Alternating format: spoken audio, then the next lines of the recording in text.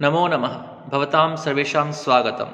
विद्यार्थियों, आप सभी का स्वागत है संस्कृत कक्षा में। और आज हम आपसे चर्चा करने जा रहे हैं बीए भाग प्रथम के पाठ्यक्रम में सम्मिलित स्वप्न वासवदत्तम के चतुर्थ अंक के बारे में। अभी तक हमने चतुर्थ अंक के 3 श्लोकों को पढ़ लिया है और उससे जुड़े हुए गद्यांश का जो घटनाक्रम चल रहा था वो हमने पढ़ लिया था। और इस अंश तक आते आते जो स्थिति इस प्रकार से है, पद्मावती वासवदत्ता दासी के साथ में माधुलता मंडप में छिपे हुए हैं, क्योंकि वे नहीं चाहते कि उदयन और वसंतक उन्हें देख ले। और उसी माधुलता मंडप के बाहर की ओर, जहां पर पहले पद्मावती और वासवदत्ता बैठे थे, उस पर बैठते हैं राजा उदयन और वसंतक। आगे क्या होता है, आइए इस वीडियो में जानते हैं।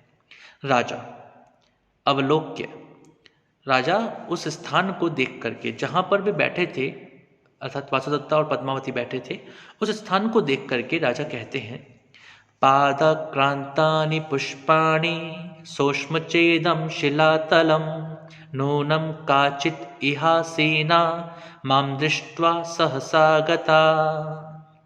ये चौथा श्लोक है चतुर्थ अंक का। और इस श्लोक में कहा गया है, पादाक्रांतानि पुष्पाणि सोष्म चेदम शिलातलम नूनम काचित इहासीना माम दृष्ट्वा सहसागता। राजा उदयन जो है वे इस श्लोक में यहाँ पर कहते हैं कि जो पुष्पाणि हैं, अन्वय कर रहे हैं सबसे पहले इसका, पुष्पाणि पादाक्रांतानि इदम शिलातलम च सोष्म नूनम इह आसीना काचित माम दृष्ट्वा सहसागता।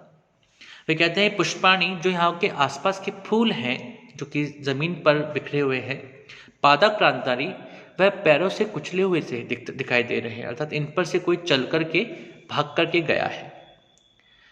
इदम शिलातलम च सोष्म, और जब हम किसी स्थान पर बैठते हैं तो वह स्थान जो होता है वह थोड़ा सा गर्म हो जाता है हमारे शरीर की गर्मी के कारण से।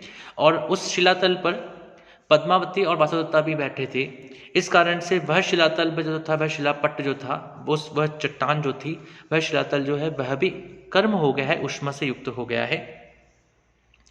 नूनम यह आसीना काचित, निश्चय ही यह यहाँ पर आसीना बैठी हुई थी, काचित कोई स्त्री, माम दृष्ट्वा सहसागता मुझे देख करके, माम मुझे, दृष्ट्वा देख करके, सहसा अचानक से गता चली गई है। जब उदयन और वासुदत्ता, उदयन और विदूषक जो है, वसंतक जो है, वे वहाँ पर बैठने की बात करते हैं, तो राजा उस स्थान को देख करके, उसका निरीक्षण करके, उसके जो मन के विचार होते हैं, वे मन के विचार इस श्लोक के माध्यम से स्पष्ट होते हैं। और निश्चय ही जो उन्होंने सोचा वैसा ही वहाँ पर घटना घटी थी। तो यह बिल्कुल ही एक बहुत ही सटीक उनका विश्लेषण था उस स्थान के बारे में। चीटी कहती है बहुत धीमे स्वर में, क्योंकि जिससे कि बाहर बैठे हुए, बाहर जो वो वसंतक और उदयन है उनको वह स्वर सुनाई न दे, तो चीटी कहती है, भर्तृदारी के रुद्धा खलु स्मः वयम, हे राजकुमारी, हमारा तो जो मार्ग है वह मार्ग रोक लिया गया है, हम सब इसमें रोक लिए गए हैं। पद्मावती कहती है, तिष्ठ्या उपविष्ट आर्यपुत्र, आर्यपुत्र वहाँ पर सौभाग्य से या भाग्य से ही वहाँ पर बैठ गए हैं। अब लेकिन वे लता मंडप में नहीं आएंगे, यह अच्छी बात है। हम अंदर की ओर हैं, वे बाहर की ओर हैं। और यदि उनको लगता कि हम उनसे छिपने के लिए, बचने के लिए अंदर आए हैं, तो यह भी उचित नहीं था। लेकिन वहाँ बाहर बैठना जो मेरी सखी वासुदत्ता है, इनके लिए भी उचित नहीं है, अवंतिका के लिए भी उचित नहीं है। और इस कारण से यहाँ पर हम छिप कर के थोड़ी देर रहते हैं, और ये लोग बाहर बैठे हैं और थोड़ी देर में यहाँ से शायद चले ही जाएंगे। वासुदत्ता को दूर से जो उदयन है वे दिखाई दे रहे हैं, और आत्मगतम वे मन में कहती हैं, दृष्टया प्रकृतिस्थ शरीर आर्यपुत्र, सौभाग्य से आर्यपुत्र जो हैं वे शरीर से स्वस्थ हैं। चीटी कहती है, भर्तृदारी के साष्टुपाता खलु आर्यया दृष्टि, उस दासी की नज़र पड़ती है वासुदत्ता पर, अर्थात अवंतिका पर, और उनको देख करके वह कहती है, ये जो आर्या है, ये जो आर्या अवंतिका हैं, इनकी आंखों में तो आंसू आ गए हैं, इनकी आंखों से तो आंसू झर रहे हैं, अर्थात इनकी आंखों से आंसू बह रहे हैं। वास्तविक कारण यह है कि वासुदत्ता अपने पति को देख करके दुखी भी हैं, पति को देख करके प्रसन्न भी हैं, और इस कारण से उनकी आंखों में से आंसू आ गए हैं। और चेटी इन्हीं आंसुओं को देख करके यह बात कहती है। वासुदत्ता कहती है, एषा खलु मधुकराणाम अविनयात् काशकुसुम रेणुना मत्पतितेन सोदका में दृष्टि है।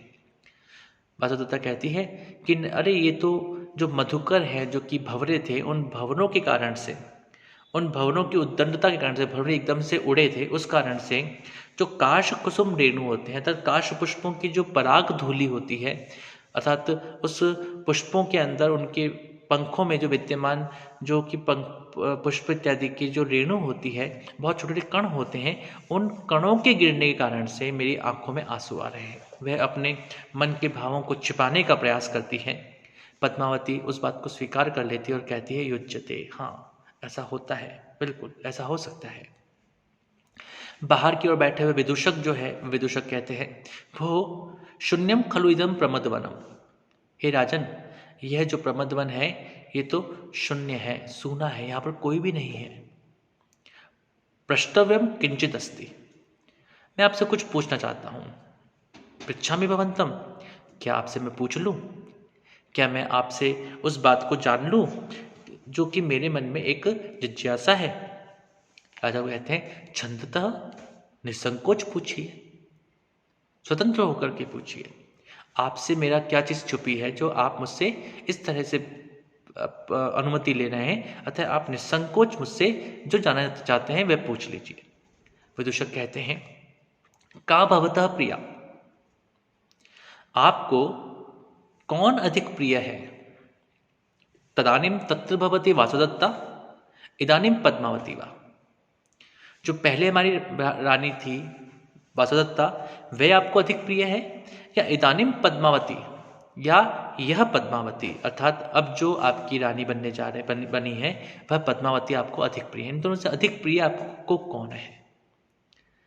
देखिए, एक तरफ में उदयन और वसंतक यह मान करके बैठे कि यहां पर आसपास में कोई नहीं है, और दूसरी तरफ वासुदत्ता और पद्मावती और दासी ये खड़े हुए उनकी बातों को सुन रहे हैं।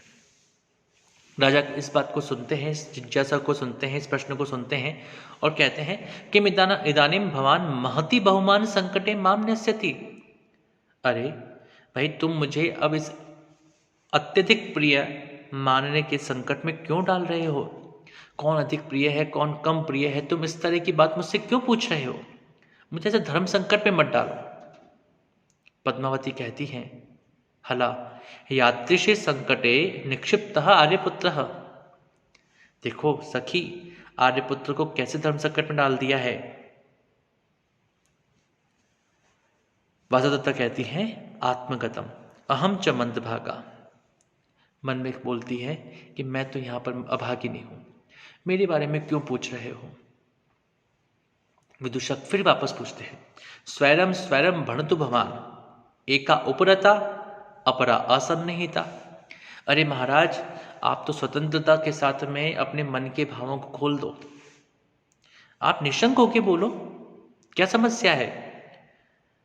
क्योंकि एका उपरता, एक तो मर चुकी है, एक तो है ही नहीं इस पृथ्वी पर, और दूसरी यहां पास में नहीं है, और स्थिति ऐसी है कि दोनों ही वहां पर मौजूद हैं और उस वार्तालाप को सुन रही हैं।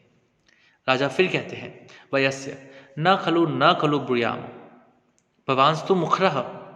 हे मित्र, मैं तुमको इस बारे में कुछ नहीं कहूंगा, क्योंकि तुम्हारा भरोसा नहीं, तुम तो बहुत वाचाल हो, तुम तो कहीं पर भी मेरी इस बात को लेकर के और पता नहीं कितने लोगों को कह दोगे, इसलिए मैं तुम्हारे सामने इस विषय पर कुछ भी बोलना नहीं चाहता।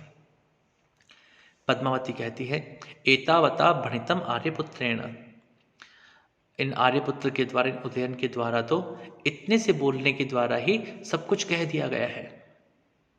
विदूषक फिर कहता है, विदूषक मानने वाला नहीं है, बहु सत्येन शपामि कस्यापि नाख्यास्य एषा संदष्टा मे जिह्वा। हे मित्र, मैं आपको, हे राजन, मैं आपको सच कह रहा हूं, मैं सत्य की शपथ खाता हूं, किसी से नहीं कहूंगा। देखो, मैं तो अपनी जीभ भी काट ली है।